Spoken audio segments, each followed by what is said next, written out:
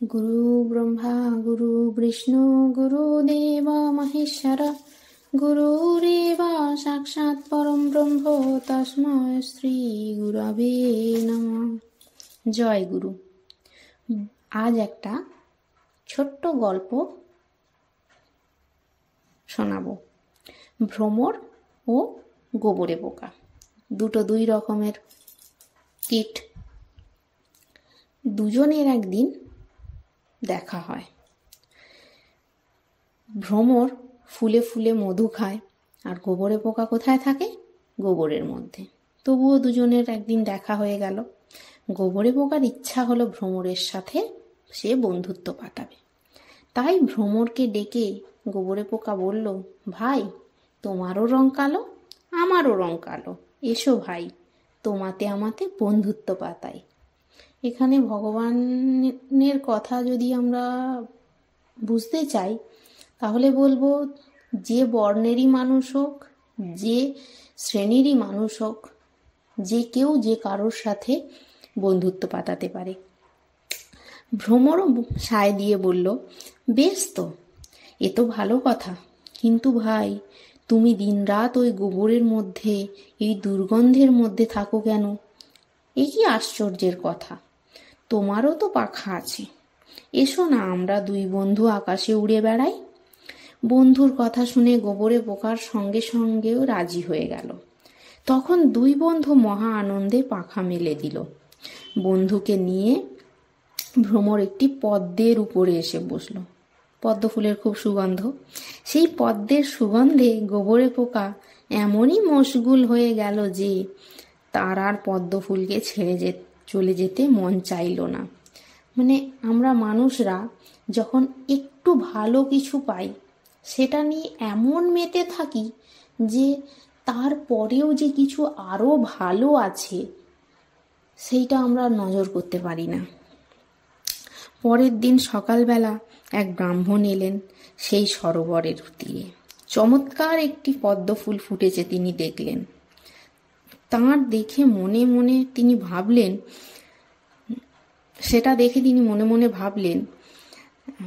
মহাদেবের পূজায় আজ এই ফুলটি আমি নিবেদন করব।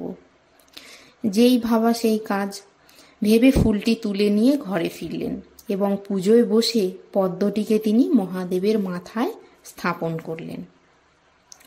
পদ্মের সঙ্গে সঙ্গে তার ভিতরে বন্দি গোবরে পোকারও মহাদেবের মাথায় স্থান জুটে গেল। ছোট্ট একটা ভালো ফল লাভ গোবরে পোকা পেয়ে গেল।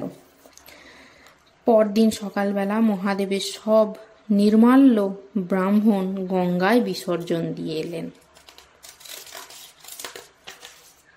গঙ্গার স্রোতে সেগুলি ভেসে যেতে লাগলো। পদ্মের সঙ্গে গোবরে পোকাও ভেসে চলল গঙ্গার জলে। মানে তার একটুখানি যে পুণ্য সঞ্চয় ছিল, একটুখানি সে ভালো কর্মের ভালো ফল লাভ করলো, তারপর আবার যেই দুর্গন্ধর মধ্যে সে ছিল গোবরের মধ্যে, আবার সেই গঙ্গার স্রোতে সেটা ভেসে গেল। মানে আবার আদি গঙ্গায় অনেক আমরা দেখতে পাই আবর্জনা, জঞ্জাল, সেই দুর্গন্ধের মধ্যেই সে ভেসে যেতে লাগলো। পদ্মের সঙ্গে সঙ্গে গোবরে পোকাও ভেসে গেল। এদিকে ভ্রমর বন্ধুকে খুঁজতে খুঁজতে হঠাৎ দেখতে পেল যে তার বন্ধু গঙ্গার স্রোতে ভেসে চলেছে। ভ্রমর তখনই বন্ধুর কাছে নেমে এসে বলল, বন্ধু, করো কি? শিগগিরই উঠতে শুরু করো, নইলে যে মারা পড়বে। গোবরে পোকা তখন বন্ধুকে বলল, ভাই, এখন আমাকে মরতেই দাও। এই বলে সে ভ্রমরকে একটা দোহা শোনালো। সঙ্গত গুণ অনেক ফল, শিরো মহেশ শৌক বৈঠা, হে মিত্র ময়া যায়া